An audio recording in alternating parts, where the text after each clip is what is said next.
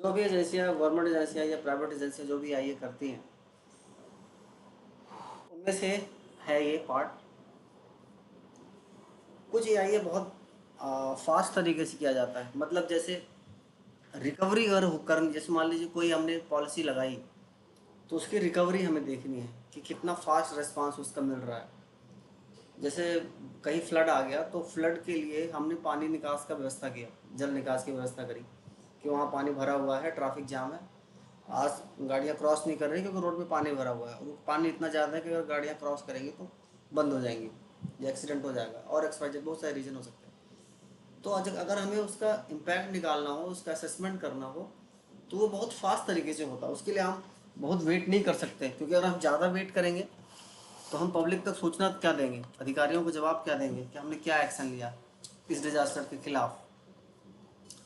मतलब जो भी आपने पॉलिसी बनाई है, जो भी आपने रेस्क्यू प्लान बनाया है, वो रेस्क्यू प्लान किस हद तक काम कर रहा है या करेगा, अब उसका इम्पैक्ट वहाँ आसपास के लोगों पे क्या पड़ रहा है, वो सब रैपिड के अंदर आता है। जैसे यही बाढ़ भूकंप तूफान आता है तो वहाँ पे राहत कार्य जिसको बोलते हैं, राहत सामग्री जो पहुँचाई जाती है वहाँ के लोगों के लिए, चाहे वो हॉस्पिटल ले जाना हो, चाहे दवाई देना हो, चाहे खाना देना हो, इस टाइप का रिकवरी जो होता है, इस टाइप का जो रिस्पांस होता है, और वो हमें कभी कभी डेली रिस्पांस देना पड़ सकता है। जैसे कोविड के टाइम पे, जैसे आपने सुना होगा कि गवर्नमेंट बहुत सारे एक्शन ले रही थी, कोरोना वॉलंटियर्स तैयार कर रही थी, हॉस्पिटल्स में क्वारंटाइन जोन्स बनवा रही थी, आसपास की सोसाइटी में क्वारंटाइन जोन्स बनवा रही थी। डेली जितने लोग सरकारी हॉस्पिटल में जाते थे, उपकार अंदर अंदर क्लास चल रही है, तो मैं 10 मिनट में बात करूँ क्या आपसे? ठीक, आप अंदर चल जाइए, उधर से ठीक है। तो कोविड में जो कोविड पेशेंट जो लोग वहाँ जा रहे थे, उनका क्या सीन है, वो कितने दिन में बाहर निकल रहे हैं, कितने बेड खाली हैं, कितने लोग कितने लोग सेफली बाहर आ चुके हैं। मतलब उसमें आता था कितने लोग आज हॉस्पिटल से बाहर निकल गए। फिर ये भी आ रहा था उसमें से आउट ऑफ 500 कितने लोगों की डेथ हो गई, कितने लोग रिकवर हो गए। इस टाइप से आपको तुरंत आंसर देना होता है, और मीडिया के सामने आपको जवाब देना पड़ेगा जो भी सरकारी एक्शन लिए जा रहे हैं किसी भी प्रॉब्लम को ठीक करने के लिए। वो आता है रैपिड असेसमेंट के अंदर। टाइमलाइन की बात करें, स्ट्रेटजिक जो होता है, स्ट्रेटजिक पीआईए जो होता है, ये बहुत लंबे लंबे बड़े प्लान होते हैं।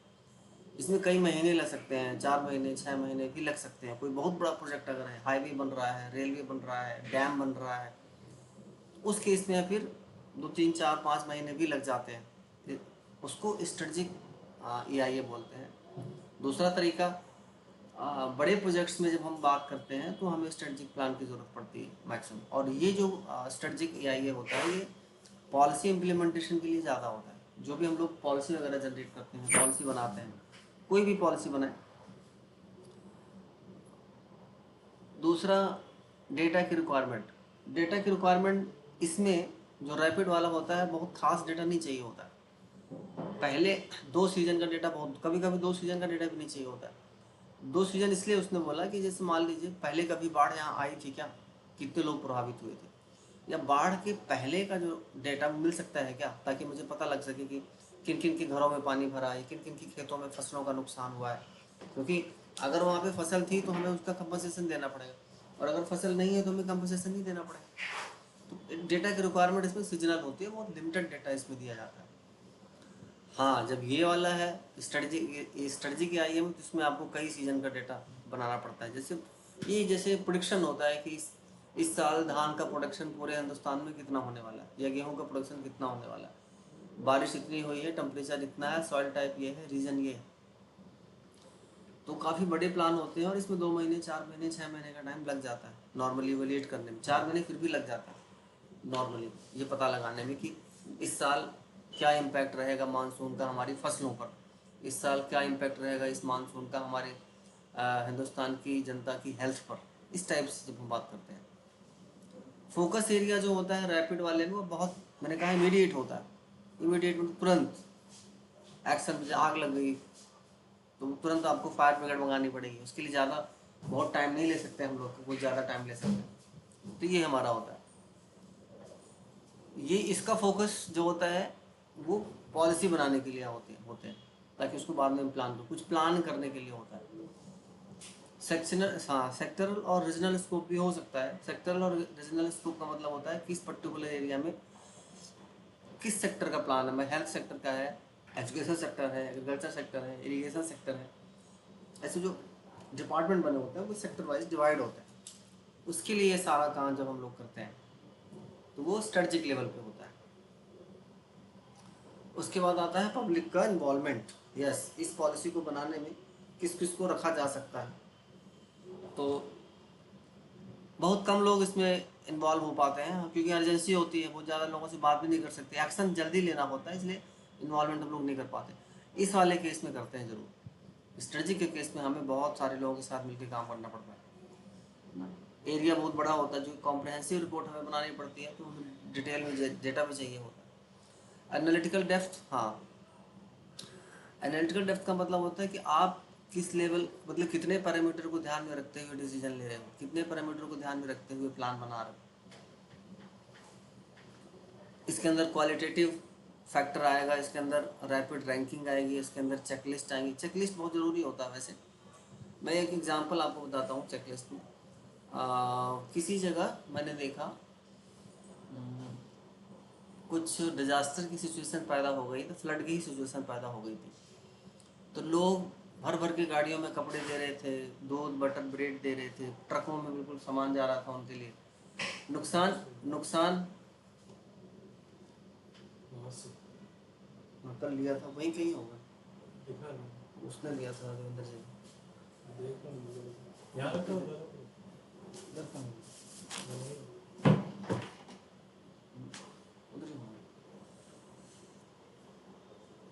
पता चला कि जिन ट्रकों में दूध ब्रेड ये सब जा रहा था, तो वहां तक वहां तो रास्ता जाम था, रोड ब्रेक हो गया था।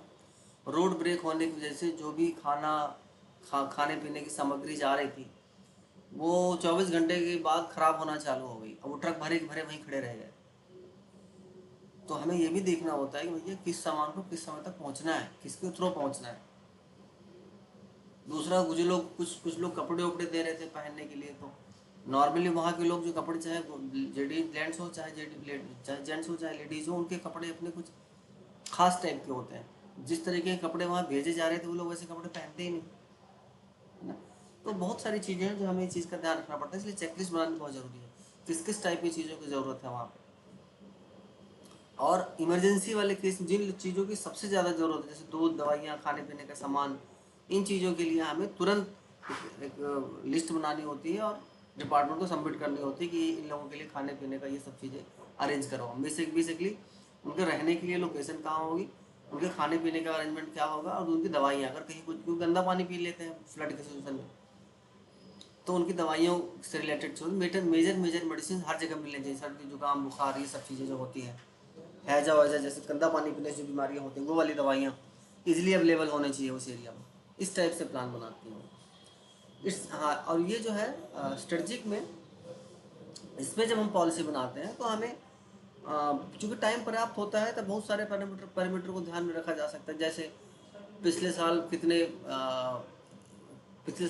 कितना मीट्रिक टन धान का प्रोडक्शन यहाँ हुआ था, उसके पिछले साल कितने मीट्रिक टन प्रोडक्शन हुआ था, उस टाइम की सीजन उस टाइम पे बारिश कितनी हुई थी, है ना। इस टाइप से डेटा को इकट्ठा करने के बाद एनालिसिस करते हैं हम लोग, जो स्ट्रेटजी होती है, क्योंकि उसमें प्लान बनाना होता है। अब ये एप्लीकेशन एरिया बता रहा है कि रैपिड इन्वायरमेंटल इम्पैक्ट एनालिसिस जो किया जाता है वो डिजास्टर के रिलीफ के केस में किया जाता है, कुछ अर्जेंट प्रोजेक्ट के बिहाफ पे किया जाता है। जैसे मान लीजिए कहीं गैस का रिसाव हो गया, किसी बड़े प्रोजेक्ट में गैस का रिसाव हो गया, और वो गैस का रिसाव ऐसा है कि वो आसपास के रीजन को ख़राब ख़त्म कर देगा। जैसे भोपाल में गैस कांड हुआ था, बहुत सारे लोग मर गए थे क्योंकि उसमें डिजास्टर रिस्पॉन्स से रिलेटेड कोई प्लान बना नहीं था। ये जो होती है स्ट्रेटजिक जो प्लान होता है वो लॉन्ग टर्म्स के लिए पॉलिसी बनती है। जैसे बहुत सारी चीज़ें होती हैं, जैसे जीएसटी है, तो जीएसटी बनी, जीएसटी पे काम हुआ, पता चला जीएसटी से बहुत जनता को नुकसान हो रहा है, तो उसका दोबारा अमेंडमेंट हुआ, ये लॉन्ग टर्म्स के लिए होता है। जैसे डिमोनेटाइजेशन हुआ, पैसे क्या बोलते हैं उसको, पैसे करेंसी जो है वो बीच में बंद हो गई थी, कुछ खास टाइप की, फिर बाद में उनको चालू करी। ऐसे और भी बहुत सारी चीज़ें हो सकती हैं। तो लॉन्ग टर्म जो प्लान होते हैं, जो पॉलिसी होती है, या जो बड़े प्लान जो लोगों के हित के लिए बनाए जाते हैं, उसके लिए ये ध्यान दिया जाता है कि सस्टेन रहे ये चीज़, बहुत दिनों तक लोगों के फ़ायदे में रहे। सस्टेनेबल डेवलपमेंट हम लोग बोलते हैं।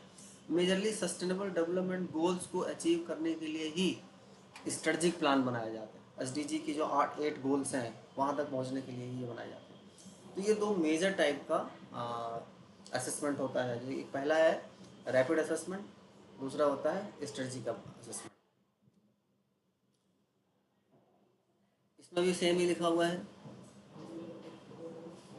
इसके अलावा कुछ और जो असेसमेंट है, उसमें से एक तो SEA है, स्ट्रेटजिक एनवायरमेंटल असेसमेंट, जो आपको बताया। दूसरा है REA, रीजनल एनवायरमेंटल असेसमेंट। इसमें हम क्या करते हैं, किसी एक पर्टिकुलर रीजन के लिए काम करते हैं। पर्टिकुलर स्टेट रीजन का मतलब होता है, जैसे मान लीजिए कहीं कोई कैनाल जा रही है, तो नहर का पानी कैसे इम्पैक्ट डालेगा वहाँ की इकोनॉमी में, नहर का पानी कैसे प्रभावित करेगा वहाँ के एग्रीकल्चर को, है ना। इन चीज़ों को ध्यान में रखते हुए रीजनल लेवल पर, जैसे एक नहर कितने एरिया को सर्विस दे रही है, तो हम एक एनालिसिस ये होता है रीजनल इन्वायरमेंटल असेसमेंट। एक होता है sector environmental assessment. Sector environmental assessment का मतलब होता है, जैसे यहाँ पे लिखा है माइनिंग एरिया है, या एनर्जी सेक्टर है, या एग्रीकल्चर सेक्टर है, वहाँ पर, या एजुकेशन सेक्टर है।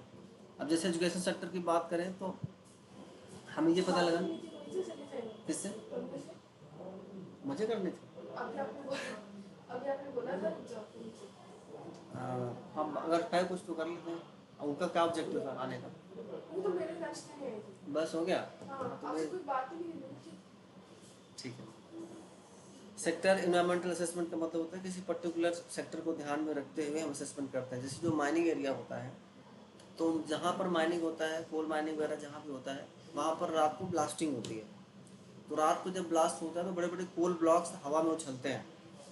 अब वो जो कोल ब्लॉक्स से जो धुआं निकलेगा, जो पोल्यूशन निकलेगा, वहाँ आसपास की फसल को क्या नुकसान पहुँचाएगा, पानी को क्या नुकसान पहुँचाएगा, जानवरों को क्या नुकसान पहुँचाएगा, घरों को क्या नुकसान पहुँचाएगा। क्योंकि एक जगह में था, इधर MP में एक जगह है जहाँ पत्थर को रात को फोड़ा जाता है डायनामाइट लगा के। बड़े बड़े कोल ब्लॉक्स होते हैं। तो जो बड़े कोल ब्लॉक्स होते हैं वो तो गिर जाते हैं, लेकिन 1 किलो, आधा किलो, 2 किलो तक की जो कोल ब्लॉक्स होते हैं, वो 500 मीटर, 700 मीटर, 1-1 किलोमीटर तक ब्लास्ट होके जाते हैं। मतलब उन कोयला का जो टुकड़ा है वो आधा किलोमीटर दूर जाके गिरता है जब उनकी ब्लास्टिंग होती है। अब वो बड़े बड़े कोल ब्लॉक्स किसी की छत पे गिरे, किसी के घर में गिरे, जानवर बंधे हुए थे वो उनके बाहर खेतों में, जानवरों के ऊपर गिरे, तो नुकसान तो हो रहा है उस लेवल पे। तो किसी पर्टिकुलर सेक्टर को ध्यान में रखते हुए जब हम इन्वायरमेंटल, जब हम असेसमेंट करते हैं, तो सेक्टर वाइज होता है। जैसे मुझे अच्छे से याद है, फिर उसके लिए उन्होंने हमसे लैंड यूज लैंड और मैप्स बनवाए थे कि जहाँ माइनिंग एरिया है, जो कोल ब्लॉक्स जहाँ मिल रहे हैं, कोल ब्लॉक्स के दोनों तरफ 1 किलोमीटर के एरिया का लैंड यूज बना के लाओ। क्योंकि वो पोल्यूशन, वो कोयला ब्लॉक्स का जो कचरा है, जो मलबा है, वो पानी में मिलेगा, और वो पानी वो लोग सिंचाई के लिए यूज़ करेंगे या जानवरों को पिलाने के लिए यूज़ करेंगे। नदी तालों का, तालाब का पानी नॉर्मली या तो जानवरों के पीने के लिए होता है, नहाने के लिए होता है, या तो सिंचाई के लिए होता है। तो सिंचाई के लिए वो जो वाटर यूज़ हो रहा है, वो वाटर सीधा सीधा आपकी सब्जियों में जा रहा है। जो कि निकाला तो था वहाँ पे, देख लो, मुझे याद है निकाला। ये तो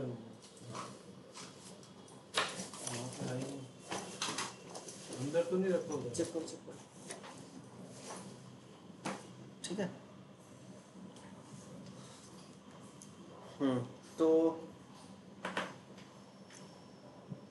क्या, तो हाँ, तो मैं बात ये कर रहा था कि जो कोल के अंदर जो वो होता है, हैवी मेटल्स होते हैं, वो हैवी मेटल्स डायरेक्टली इनडायरेक्टली गाय से, जो भैंस से जो दूध निकालते हैं, दूध तक पहुंच गया। और जो सब्जियां, हरी सब्जियां हम लोग खाते हैं, वो हैवी मेटल्स उनकी सब्जियों तक पहुंच गया। तो वो जो जैसे सल्फर हो गया, है ना, जो फास्फोरस हो गया, कुछ ऐसी चीज़ें होती हैं जो बॉडी के अंदर जाती है तो नुकसान करती हैं। ज़्यादा मात्रा में आयरन, ज़्यादा मात्रा में चला जाता है अगर बॉडी के अंदर, तो कोल ब्लॉक, हाँ, तो उस केस में ब्लड की क्लॉटिंग हो जाती है, ब्रेन में ब्लड की क्लॉटिंग हो जाती है, या बॉडी के अंदर ब्लड की क्लॉटिंग हो जाती है। इस चीज़ का ध्यान रखना पड़ता है। उसके बाद होता है project level EIA। Project level EIA का मतलब होता है कोई बड़ा डेवलपमेंट प्लान बन रहा है, रोड बन रहा है, रेलवे हाईवे बन रहा है, उस केस में फिर हम लोग प्लान बनाते हैं।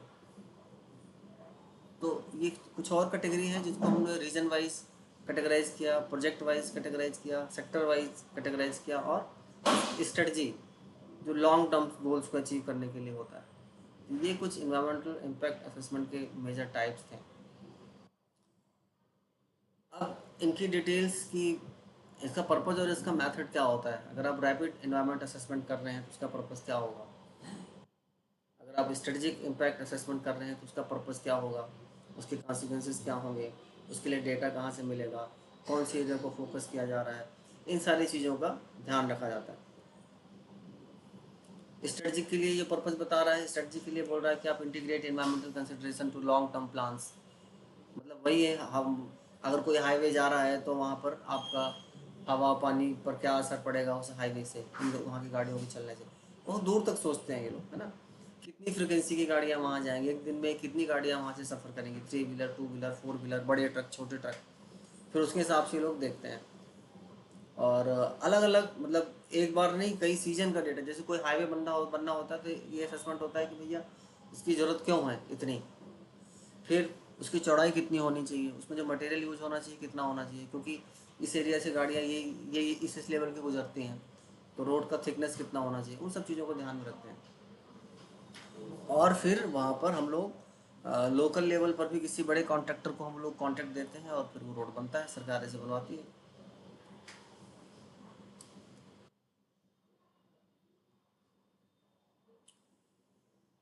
अब EIA होता कैसे है, EIA करने का तरीका क्या है। तो नॉर्मली सर्वे भी होता है, फील्ड सर्वे होता है, फील्ड से हम लोग डेटा उठा के लाते हैं और उसमें स्टैटिस्टिकल एनालिसिस हम लोग कर लेते हैं, जिसको हम लोग चेकलिस्ट मेथड बोलते हैं। मतलब आपको एक फॉर्म दे दिया जाएगा, वो फॉर्म दे के वहाँ जाइए और उनसे पूछिए और उसमें ओके ओके ओके ओके करते जाइए। एक होता है मैट्रिक्स मेथड, मतलब आपके पास जो आंकड़े आए हैं, एक्सेल में आए हैं या चार्ट में आए हैं, डायग्राम में आए हैं, तो आप उसमें स्टैटिस्टिकल एनालिसिस कीजिए और फिर रिजल्ट बताइए कि इसका क्या इम्पैक्ट रहा।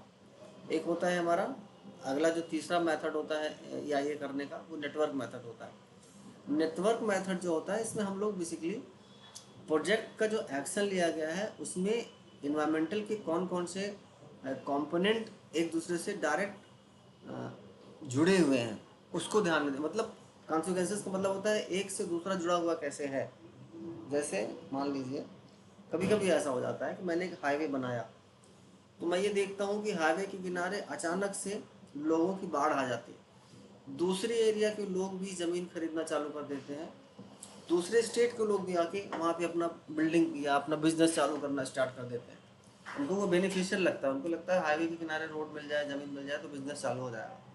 तो गांव पर तो असर पड़ ही रहा है, मतलब गांव के लोगों को उस पर सीधा असर पड़ रहा है, लेकिन उसका दूसरा असर ये भी पड़ता है कि दूर तक क्या प्रभाव पड़ेगा। और जैसा मैंने कहा कि माइनिंग अगर खुलता है या कहीं कोल ब्लॉक से अगर निकलता है तो उसका मतलब सिर्फ ये नहीं होता कि वहाँ के सेक्टर के लोगों को फ़ायदा मिलेगा, उसमें ये भी देखना पड़ता है कि देखो कैसे इन्होंने नेटवर्क बनाया, कि कैसे कोल ब्लॉक्स का जो हैवी मेटल्स वो पानी में गया, फिर पानी से वो सब्जियों में गया, दूध में गया, फिर दूध से जाने के बाद हमने खाया पिया और हमारी बॉडी में पहुंचा। तो डायरेक्ट नहीं जाता, इनडायरेक्ट होता है। इम्पैक्ट असेसमेंट दो तरीके से हो सकता है, डायरेक्ट भी हो सकता है, इनडायरेक्ट भी होता है। जो इनडायरेक्ट होता है वो नेटवर्क के अंदर आता है, नेटवर्किंग कैसे है उन चीज़ों की, ठीक है। अब ये है हमारा एडवांस EIA एनालिसिस का मेथड। हमारे टोटल कितने मेथड हो गए, चेकलिस्ट हो गया, मैट्रिक्स हो गया, नेटवर्क हो गया और एडवांस। एडवांस मेथड के अंदर बेस लाइन आता है। बेस लाइन का मतलब होता है रेफरेंस। आपने कभी पढ़ा होगा, अगर आप ज्योग्राफी के हैं तो हम आपको याद होगा, हम एक चीज़ यूज़ करते हैं उसको बोलते हैं बेस मैप। अब बेस मैप क्या होता है, बेस मैप एक रेफरेंस मैप होता है नॉर्मली। उस रेफरेंस मैप की हेल्प से हम बहुत सारा काम करते हैं। सर्वे करना होता है हमें कहीं, तो हम रेफरेंस मैप यूज़ करते हैं। क्या बोलते हैं उसको, रूट नेटवर्क के लिए, नेविगेशन के लिए अगर हमें यूज़ काम करना होता है तो हम बेस मैप यूज़ करते हैं। ऐसे ही GIS में, ऐसे ही एडवांस एनालिसिस मेथड जो GIS बेस्ड होता है, जिसको हम लोग बेस लाइन बोलते हैं, उसके आधार पर हम लोग इम्पैक्ट असेसमेंट करते हैं, ओवरले एनालिसिस यूज़ करते हैं, नेटवर्क एनालिसिस यूज़ करते हैं, इम्पैक्ट एनालिसिस यूज़ करते हैं, और भी बहुत सारे हाइड्रोलॉजिकल एनालिसिस यूज़ करते हैं, और भी बहुत सारी चीज़ें। और जब हमारे पास उस तरीके का डेटा आता है तो हम कुछ भी जो आउटकम्स दिखाना होता है गवर्नमेंट को, मैप चार्ट डायग्राम ग्राफ दिखा देते हैं। एक होता है expert judgment and qualitative models, या फिर ऐसा हो कि उस पर्टिकुलर सीन को किसी एक्सपर्ट को दिखाया जाए और वो फिर वो हमें बताए कि इसका ये हो सकता, ये रीजन हो सकता है, ये रीजन हो सकता है, ये बेनिफिट हो सकता है, ये लॉस हो सकता है। या फिर ऐसा करो कि क्वांटिटेटिव मॉडल्स बनाओ, बहुत सारे जो फैक्टर आए हैं उनकी उनकी जो क्वांटिटी है। जैसे मुझे याद है गाड़ी ये जो होती हैं सेंसर लगाए जाते हैं उस पर, रोड के किनारे जो पिलर लगे होते हैं, उन सेंसर से एक तो स्पीड कंट्रोलिंग के लिए वो लोग चलान उलान करते हैं, वो तो ठीक ही है। दूसरा उनको ये भी पता लग जाता है कि इस रोड में एवरेज कितनी गाड़ियाँ निकलती हैं, 2 व्हीलर 3 व्हीलर 4 व्हीलर, और फिर उस हिसाब से उसकी डिज़ाइनिंग करते हैं। अगर उनको कहीं आगे फ्लाईओवर बनाना होता है तो उनको पता होता है कि उस फ्लाईओवर में इतनी सारी चीज़, उस फ्लाईओवर से होकर इतनी सारी चीज़ें जाएंगी। कभी कभी क्या होता है कि बड़ा हाईवे है तो बड़े हाईवे में से जो एग्ज़िट होता है तो उनको पता होता है कि यहाँ से क्राउड चलेगा और लास्ट तक पहुँचते पहुँचते क्राउड इतना बचेगा। जैसे एक ट्रेन एक स्टेशन से दूसरे स्टेशन चली तो जितने लोग चढ़े थे उसमें से कितने लोग डायरेक्ट वहाँ पहुँचे। जैसे मान ले एक ट्रेन में 2000 लोग चढ़े, तो क्या 2000 लोग दिल्ली में उतरे या नहीं उतरे? हो सकता है कुछ मथुरा में उतर गए, कुछ कानपुर में उतर गए। तो फिर वो प्लान बनाते हैं क्या सच में यहाँ ज़रूरत है और ट्रेन और डिब्बे जोड़ने की, या कोई अल्टरनेटिव एक और ट्रेन चलाई जाए जिससे यहाँ से यहाँ तक का क्राउड ख़त्म हो जाए। अब जैसे एग्जांपल बताता हूँ, रीवा एक जगह है मध्य प्रदेश में और दिल्ली रेलवे स्टेशन है, तो रीवा से एक ट्रेन चलती है यहाँ के लिए, दिल्ली के लिए। तो वहाँ पे कानपुर इलाहाबाद तक उसमें ज़बरदस्त भीड़ होती है। इलाहाबाद के बाद फिर ये खाली होना चालू हो जाती है। दिल्ली आते आते तो मुश्किल से मुश्किल समझो आप आधी ट्रेन खाली हो जाती है। तो उसमें नुकसान ये होता था गवर्नमेंट का कि यहाँ के बाद भी करीबन 500 किलोमीटर का जो एरिया है, 400 किलोमीटर का जो एरिया है, ये खाली ट्रेन जाती है। तो क्यों ना हम एक स्पेशल ट्रेन चला दें जो दिल्ली से रीवा से कानपुर तक आती हो, तो ये सारी सवारियाँ वहाँ चली जाएँ, वो उनका बेनिफिट वहाँ हो जाए और यहाँ हम इस चीज़ को प्रमोट करें अपनी वाली चीज़ को। तो ये फैक्टर्स होते हैं। और एक होता है रैपिड इम्पैक्ट असेसमेंट मैट्रिक्स, ये भी एक एडवांस, ये भी एक तरीका होता है उसके लिए असेसमेंट का। बट इसमें बहुत फ्रीक्वेंट सजेशन, बहुत बहुत फ्रीक्वेंट हमें सलूशन देना होता है। इसमें हमारे पास बहुत ज़्यादा टाइम नहीं होता है तो हम बहुत ज़्यादा डेटा भी इकट्ठा नहीं कर पाते, बहुत कम डेटा के बिहाफ पर ही हम लोग असेसमेंट कर लेते हैं नॉर्मली।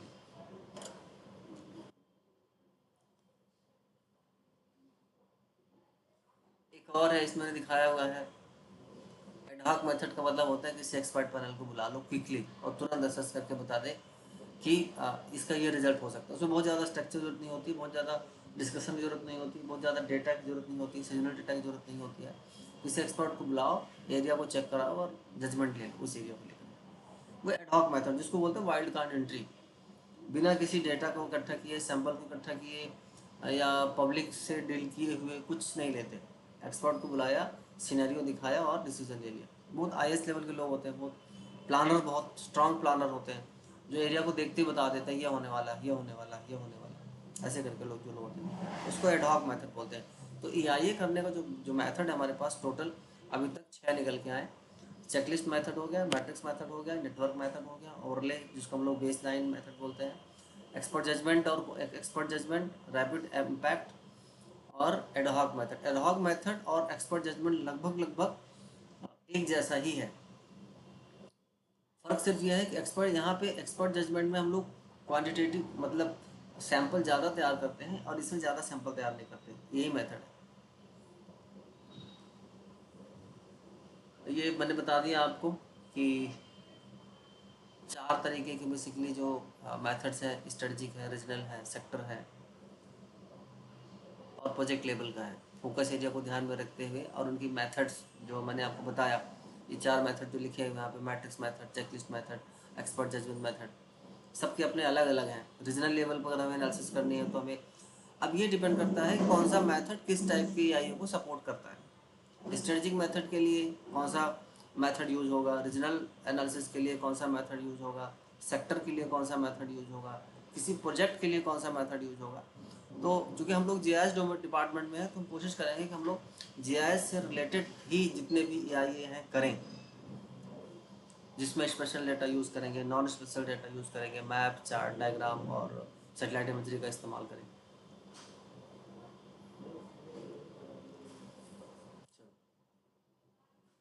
सॉरी, आज इतना ही करेंगे, इसके बाद अभी हम करेंगे प्रैक्टिकल्स, ठीक है। चलो, कम टू द पॉइंट। अब आप लोग बताओ कहाँ तक पहुँच गए, प्रैक्टिकल में कहाँ तक आ गए अब, किसने कहाँ तक डेटा इकट्ठा कर लिया?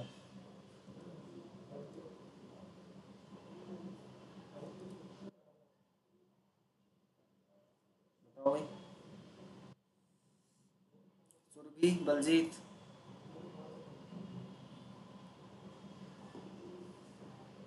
Jafria, have you collected some data as per requirement?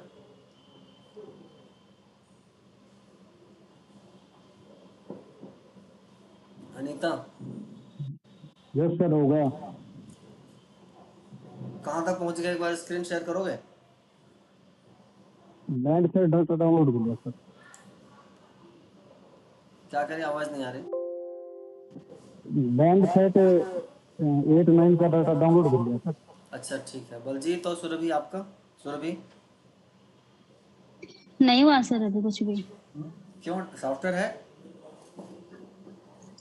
Software है सर, मेरे को कुछ समझ नहीं आया था सर, कल मैंने फर्स्ट क्लास नहीं ली थी इस वजह से।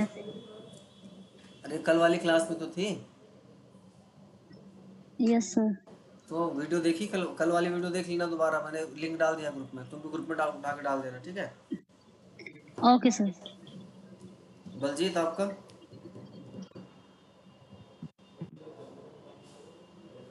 बलजीत,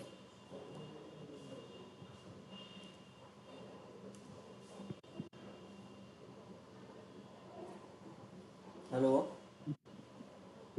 सर ये जो हमारे जो साथी सर ये बलजीत है, ये सर फर्स्ट ईयर में है सर, थर्ड सेमेस्टर में सर। ये सब थर्ड सेमेस्टर के पेपर पढ़, अभी तुम्हें ये नहीं समझ आ रहा क्या पढ़ रहे हैं हम लोग? सर मुझे तो पता है सर, मैं आपसे पूछ रहा हूँ ये बात है। ये थर्ड सेमेस्टर है, थर्ड सेमेस्टर में ये पेपर है। हाँ सर, ये 304 लिखा हुआ है सर, इसका मतलब ये है कि थर्ड सेमेस्टर का पेपर है ये। तो अब क्या चाहते हो आप? मैं ये पूछ रहा हूँ सर, जो हमारे साथ ये जो बलजीत जुड़े हुए हैं सर, ये फर्स्ट ईयर के स्टूडेंट हैं या सर ये थर्ड सेमेस्टर के हैं? ये सारे थर्ड सेमेस्टर के हैं। Okay okay sir. Third semester का अलग कहानी है, फर्स्ट सेमेस्टर का अलग कहानी। थर्ड सेमेस्टर का ग्रुप अलग है, फर्स्ट सेमेस्टर का ग्रुप अलग है। क्योंकि मैंने इनसे पूछा था, जब ये फर्स्ट ईयर का बता रहे थे अपने आप को। फर्स्ट ईयर के लोग, आप लोगों में फर्स्ट ईयर के कौन है? हम तो फाइनल ईयर के हैं सर। अब तो फर्स्ट ईयर के कौन है बताओ? मैं बलजीत से पूछ रहा था सर। अभी आप इस बात को क्यों परेशान हो, फर्स्ट ईयर हो सेकंड ईयर हो? अभी तो आपको ये चिंता होनी चाहिए कि आपने काम क्या किया, ये पूछ रहा हूँ। अरे सर मैंने तो काम कर लिया सर। ठीक है, एक बार स्क्रीन शेयर करो, एक बार स्क्रीन शेयर करो, क्या किया दिखाना है।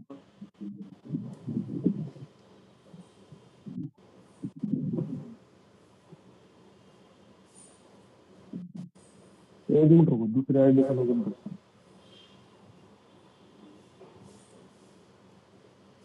यहाँ तक डेटा मैंने आपको दिखा रखा है कि आपको उस एरिया का, एक तो ये जो डेटा है उसका बफर लेना है, रोड सेंट्रल लाइन का बफर लेने के बाद आपको यहाँ पे विलेज बाउंड्री ऐड करनी है।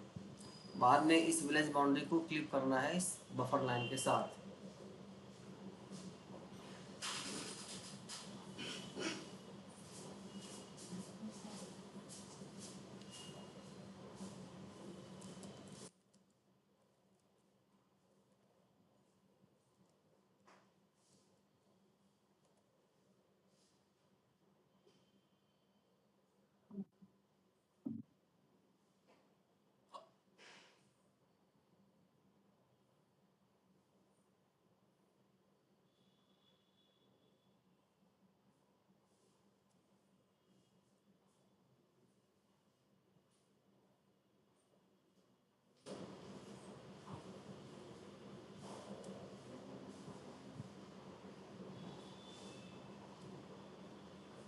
ये एक और लेयर है जिससे हम लोग डेटा इकट्ठा कर सकते हैं, निकाल सकते हैं जो हमारे काम का है।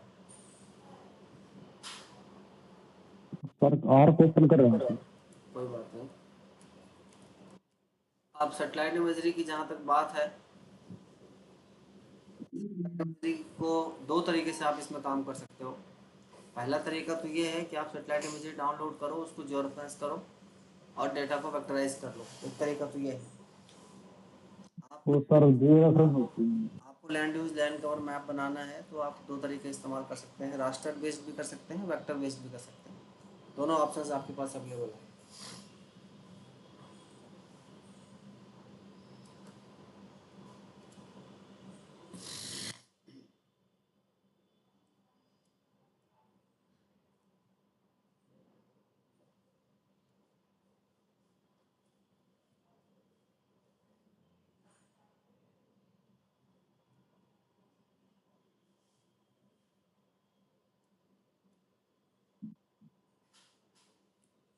यहाँ पर एक ये सॉफ्टवेयर है ग्लोबल मैपर, ये जो आपने बफर लाइन ली है, इस बफर लाइन में यहाँ से एक ऑप्शन आएगा सेलेक्ट करने का। तो आप यहाँ से वर्ल्ड इमेजरी ले लो, इसके अंदर वर्ल्ड इमेजरी आएगा। वर्ल्ड इमेजरी में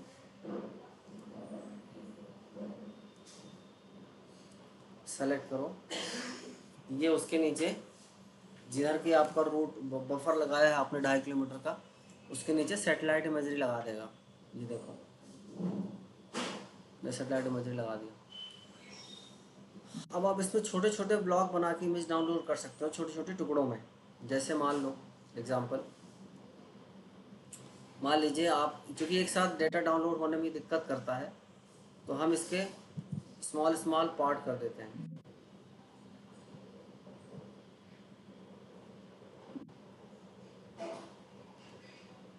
इसके छोटे टुकड़े कर देते हैं, देखते हैं।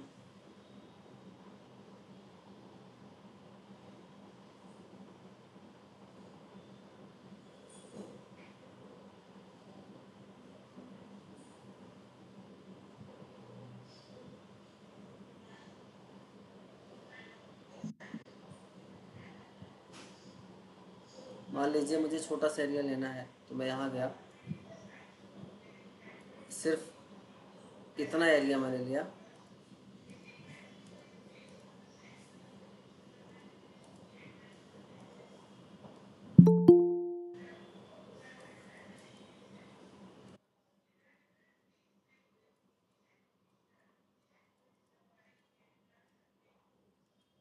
मैंने इसको सेव किया, ये छोटी सी बाउंड्री बनाई।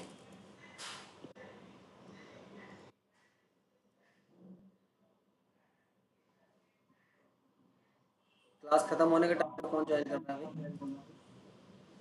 मैं हूँ सर आगे। इसको सेलेक्ट किया, वर्ल्ड, तो मैंने अभी बाउंड्री बनाई है, सिर्फ इतना इमेज डाउनलोड करना है मुझे।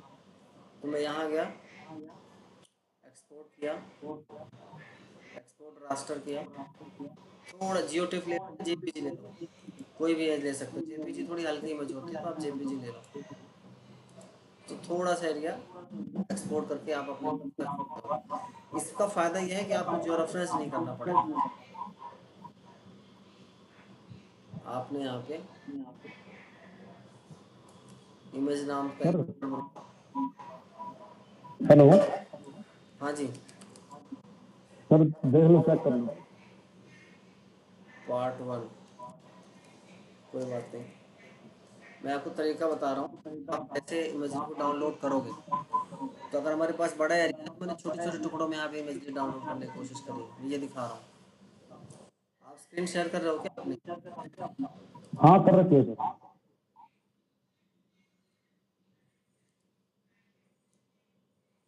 ठीक है, क्लिक कर लो उसको। कितने विलेज बाउंड्री है इसके अंदर? हाँ ये विलेज है सर ये। ठीक है, तो कितने विलेज आ रहे हैं इसमें? इसको एक बार एक काम करो, जितने विलेज जितने विलेज इस बाउंड्री के अंदर आ रहे हैं, उतने विलेज को एक्सपोर्ट करके बाहर निकाल लो। Okay sir. तो रास्टर इमेज बंद करो, जो तुमने इमेज डाउनलोड करी है इसको ऑफ कर देना, एक बार अनचेक करो। हाँ, यस। अब इसमें चाहो तो आइडेंटिटी टूल चला लो, और चाहो तो क्लिप टूल चला लो। आपको पता लग जाएगा डायरेक्टली इनडायरेक्टली कितने विलेज इसमें प्रभावित हो रहे हैं। क्लिप करके देखना कितने विलेज आ रहे हैं, क्लिप कर दो।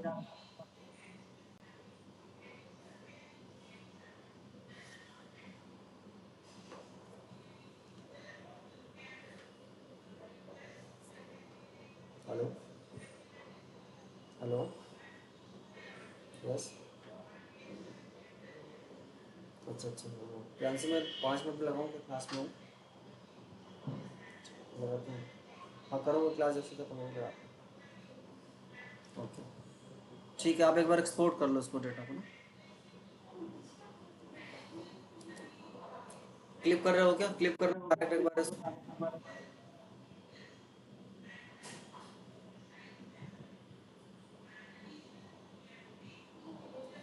आपको पता लग जाएगा कितने विलेज इससे अटैच्ड हैं।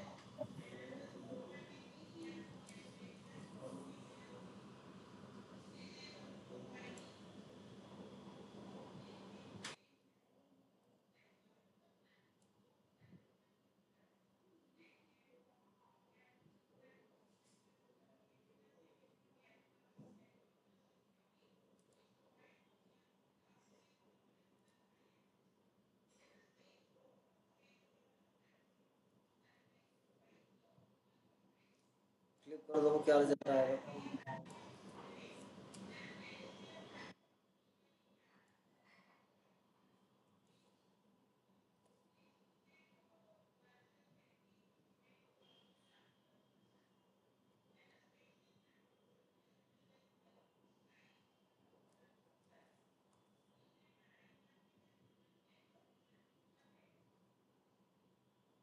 ठीक है,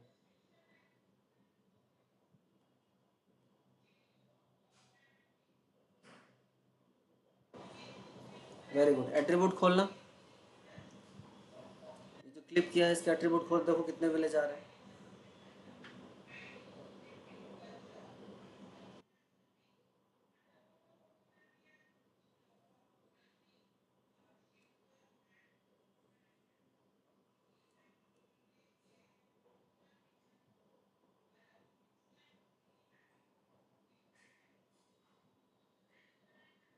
एट्रीब्यूट खोलो एक बार।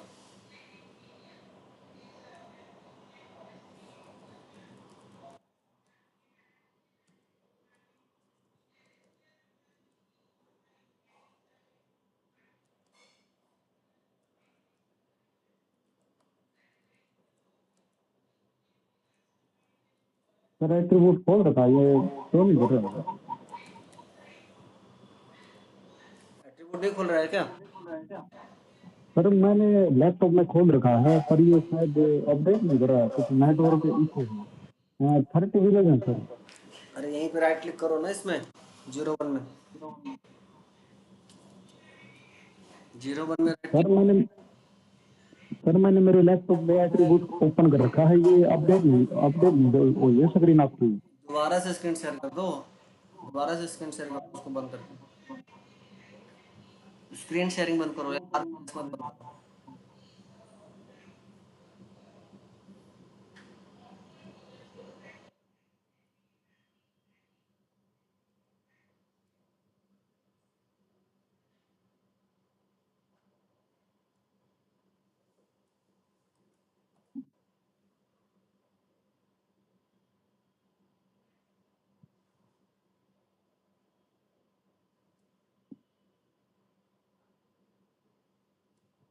सर ये एट्रीब्यूट इंफॉर्मेशन दिखा नहीं रहा है, क्योंकि मैंने नहीं है क्या? ओपन कर रखा।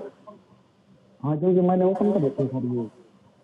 एक देखो यहाँ पर मिनट, एक मिनट, आई पे जाना, आई जहाँ लिखा हुआ है ऊपर सिलेक्शन के राइट साइड में, और आई, हाँ क्लिक, जाओ किसी पॉलीगन के अंदर, क्लिक करो। हाँ, क्लिक करो ना, वो खुल रहा है कुछ। नहीं सर, ये मेरे पास इन्फॉर्मेशन लगा रहा है, पर आपको नहीं शो कर रहा है। ये जो एक काम करो, जो 3 फाइलें हैं ना, एक तो भिवानी रोड, दूसरा 01 और तीसरा विलेज बाउंड्री, इस सब का रार फाइल बना के एक बार व्हाट्सएप में डाल देना, ठीक है, चेक कर लो। ये जो क्लिप है ये छोड़ देना, बस ये जो बाउंड्री तुम्हारे पास है, ये village boundary RAR file WhatsApp पे डाल देना, ठीक है। ओके। चलो एक बार अटेंडेंस दे दो सारे लोग, कौन कौन हो। सुरभि है, ए नफरिया है, अनीता कुमारी है, बलजीत है, और कौन है, और कोई है क्या?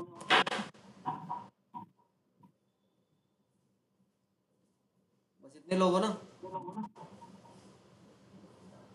बलजीत, सुरभि, अनीता, एन और ए नफरिया अलग अलग है क्या?